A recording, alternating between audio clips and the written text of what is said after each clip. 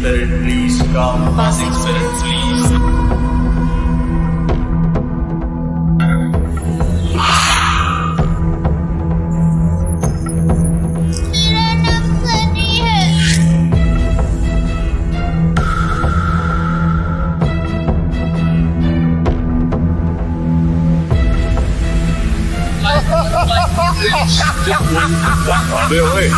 तुम्हें दिन में दौरे तो नहीं पड़ते? दोस्तों ये घटना पोरबंदर की है। ये सच्ची घटना सोनल नाम की एक लड़की की है। सोनल एक मिडिल क्लास परिवार में जन्मी और पली बढ़ी। अपने स्कूल के दिनों में सोनल काफी होशियार छात्रा रही। घर में माता पिता की हर बात मानना और घर परिवार के काम काज में हाथ बटाना सोनल का स्वभाव था। दोस्तों जब सोनल 12वीं कक्षा में थी तब एक दिन अपनी सहेली के साथ पोरबंदर के समंदर किनारे घूमने गई। समंदर किनारे दोनों सहेलियां पानी में पैर भिगोने और बातें करने में मस्त थी। तभी अचानक समंदर की ओर से तेज हवा का झोंका सोनल की ओर आया और पलक झपकते ही वो हवा का झोंका जैसे उसके शरीर से आर पार होकर गुजर गया।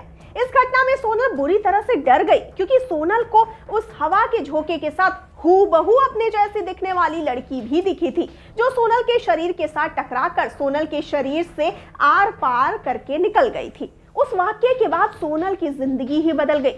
खाते पीते सोते जागते दिन रात सुबह शाम सोनल को वो लड़की हर जगह नजर आने लगी। अपने जैसे दिखने वाली लड़की को देखकर सोनल खूब घबरा जाती, रोने लगती और कई बार डर के मारे बीमार भी पड़ जाती। परिवार ने सोनल की तकलीफ दूर करने के लिए लाख जतन किए, पूजा पाठ किए, हवन दान धर्म और अन्य कई सारे इलाज किए, पर कुछ भी सोनल के काम ना आ सका। हद तो तब हो गई जब सोनल अपने कॉलेज की पढ़ाई कर रही थी।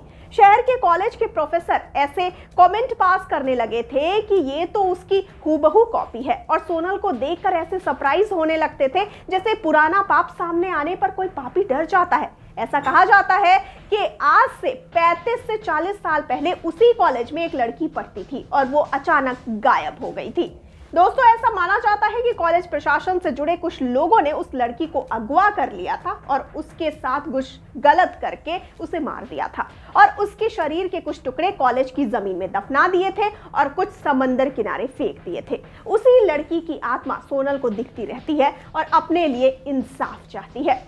दोस्तों सोनल आज भी अपने जीवन में कभी कभी उस लड़की की परछाई देखने का अनुभव करती है, पर अब सोनल ने अपने डर का सामना करना बखूबी सीख लिया है।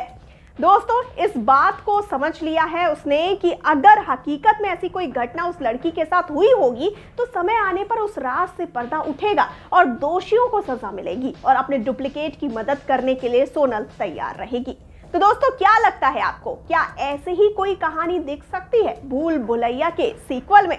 दोस्तों अब इसी के साथ मैं लेती हूँ यानी श्रुति लेती है आपसे इजाजत, लेकिन आपसे आग्रह है कि जाते जाते आप इस वाले वीडियो को फटाफट से कर दीजिए लाइक और शेयर और साथ ही अपने पसंदीदा एक्टर्स और फिल्मों के बारे में लेटेस्ट खबरों के लिए चैनल को सब्सक्राइब करना बिल्कुल ना भूलिए। नमस्कार।